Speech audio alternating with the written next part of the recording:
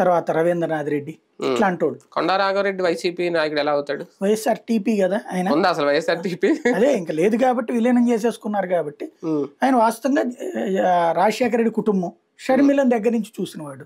అవును, అప్పుడు గాని ఇప్పుడు గాని పాదయాత్ర పార్టీ పెట్టినోడు కూడా. ఈవెన్ మధ్యలో ఆవిడని కూడా పద్మ ఉంది కదా, ఆవిడ షర్మిలతో పాదయాత్ర అంతా తిరిగింది.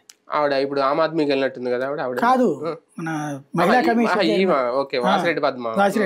ఆవిడ కౌంటర్ ఇస్తా ఉంటారు. బేసిక్ గా ఏంటంటే అంతవరకే లెక్కేశారు వాళ్ళు. ఎక్కువ ప్రచారంలోకి తీసుకురావడం అంటే ఎక్కువ మాట్లాడిన దగ్గర నుంచి ఎక్కువ కామెంట్ ఆన్సర్ చేస్తా ఉండాలి. ఇక్కడ అది వాళ్ళకి ఇష్టం లేదు. ఇప్పుడు బేసిక్ గా ఏమని విమర్శించాలి వీళ్ళు? అసలు విమర్శించే ఉద్దేశమే ఉంటే, ఎక్కువ విమర్శించే ఉద్దేశమే ఉంటే వివేకానంద రెడ్డి అసలు ఈ కేసు ఇక్కడ దాకా వచ్చేది కాదు. మొట్టమొదట జరిగింది ఏంటి?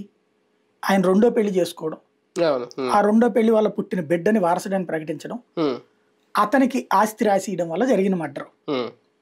దాన్ని ఇప్పుడు రాజకీయ మర్డర్గా చూపించాలన్నటువంటి వీళ్ళ ప్రయత్నం. సునీతకు కానీ ఈమెకు కానీ. షర్మిల రాజకీయ